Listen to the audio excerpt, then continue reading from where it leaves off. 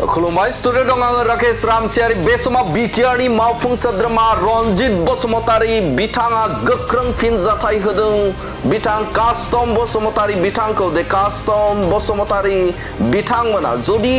सनितपुर आरो बिश्वनाथआव जुदि थाङोब्ला रायजो राजाफोरजों बे समाव होसो जागोन, हासिबजों बुना हरजागोन होननानै बाथ्रा बुंथिदों बिथां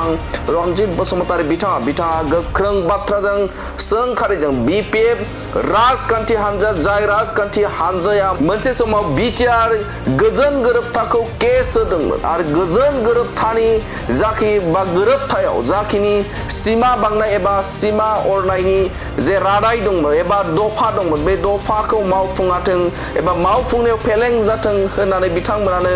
केस होदोंमोन। जुदि बिथांमोना बे समाव कास्टम बसुमतारीजों लाफानानै बे समाव बिपिएफ राजखान्थि हानजानि दैदेनगिरिफोरा जुदि बिश्वनाथ आरो सनितपुर ओनसोलाव जुदि थाङोब्ला बिथांमोना रायजो राजाफोरजों मोगा मोगि जानांगोन होननानै बाथ्रा बुंथिदों बिटिआरनि मावफुं सोद्रोमा रनजित बसुमतारी बिथाङा। थारैनो बे समाव बिटिआर गोजोन गोरोबथा बे गोजोन गोरोबथाखौ केस होनाय बा पिएल होनाय बिथांमोना बे समाव सानजा फारसे एबा बिश्वनाथ एबा सनितपुराव बिथांमोना थाङोब्ला रायजो राजाफोरजों मोगा मोगि जानांगोन एबा हासिबजों बुनानै होसो हरजागोन होननानै अजद खालामदों बिटिआरनि मावफुं सोद्रोमा रनजित बसुमतारी बिथाङा रोखा बाथ्रा बुंथिदों। जाय बिटिआर गोजोन गोरोबथा बे गोजोन गोरोबथाखौ केस होग्रा आरो सिमा बांनायखौ बे समाव अजद होग्रा बिथांमोना बे समाव भटनि थाखाय एबा बिसायख'थि समाव सानजा फारसे एबा बिश्वनाथ सनितपुराव थांनानै बाथ्रा बुंहैब्ला बिथांमोना रायजो राजाफोरजों मोगा मोगि जानांगोन होननानै गोख्रों बेफ्रुसार बाथ्रा बुंथिदों बिटिआरनि मावफुं सोद्रोमा रनजित बसुमतारी बिथाङाथ' सासे खिब्रमासो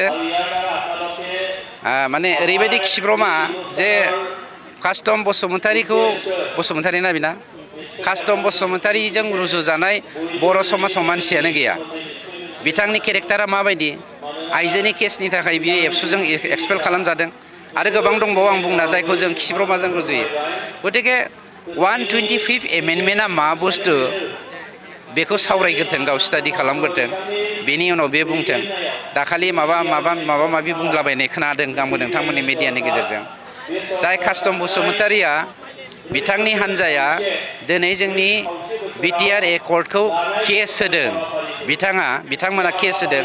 बिथांमोना बे 125नि सोमोन्दै गहपुराव थांनानै बाथ्रा बुंहैथोंलाय।